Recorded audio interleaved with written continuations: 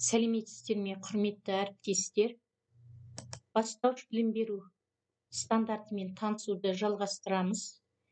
Білім алушылардың дайындық деңгейіне қойылатын талаптар бойынша жаратылыстану білім беру саласы бойынша қандай талаптар қойылғанына шолу жасаймыз. Жаратылыстану білім беру саласы бойынша оқытудың күтілетін нәтижелері.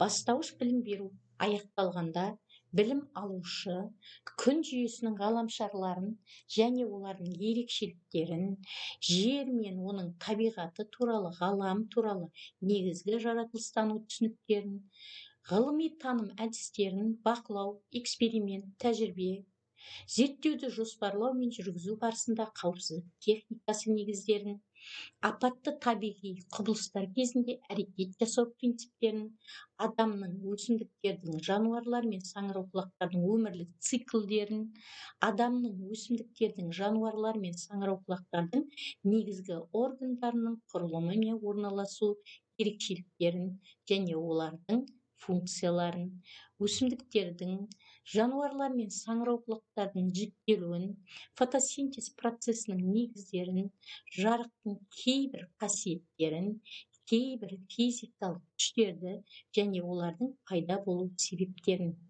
қуаттың кейбір түрлерін, жер бетінде кеңінен таралған заттектердің құрамы мен қасиеттерін, түрлі денелердің қасиеттерін және олар қолданылатын кейбір салаларды, пайдалы қазбалардың негізгі түрлерін және олардың маңызын, Қазақстан Республикасындағы пайдалы қазбалардың негізгі кеніштерін біледі. Қоршаған ортаға қамқорлықпен қараудың және жердегі биоалуан түрлілікті сақтаудың маңыздылығын, жеке бас гигиенасын сақтаудың қажеттілігін, ағзаның қорғану функцияларын, табиғат компоненттерінің тірі ағзалар үшін маңызын, қоршаған ортаға енудің құралы ретінде ағзалар ерекшеліктерін, омыртқалы және омыртқасыз жан жануарлардың қарапайым айырмашылықтарын, табиғат ресурстарын ұтымды пайдаланудың қажеттілігін түсінеді. Табиғи объектілерді, процестер мен құбылыстарды зерделеу үшін кейбір зерттеу әдістерін.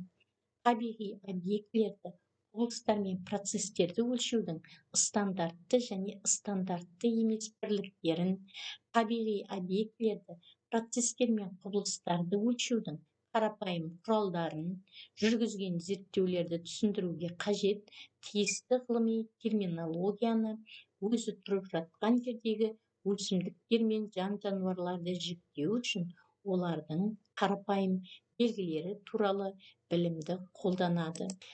Табиғат компоненттері арасындағы себеп-салдарлық байланыстарды, материалдарды қолдану мүмкіндіктерін айқындау үшін олардың қасиеттерін, белгілі бір аумақтың жануарлар мен өсімдіктер әлемін, алуан түрлі өмір сүру орталарының ұқсастығы мен айырмашылығын, өз зерттеулеріндегі және түрлі дереккөздерден алынған материалдарды талдайды.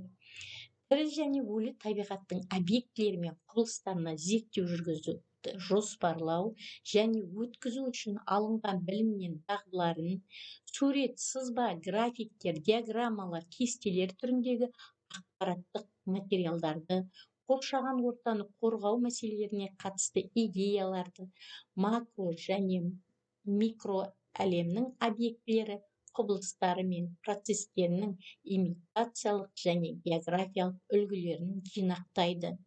Табиғи объектілердің, құбылыстар мен процестердің даму факторлары мен жағдайын, адамның әрекеті мен қоршаған ортаның жағдайына ғылыми-техникалық прогрестің салдары, ғылыми-техникалық прогрестің адамның тіршілік әрекетіне әсері, жасалған болжамға, өз зерттеулерінен алынған нәтижелердің сәйкестігін бағалайды.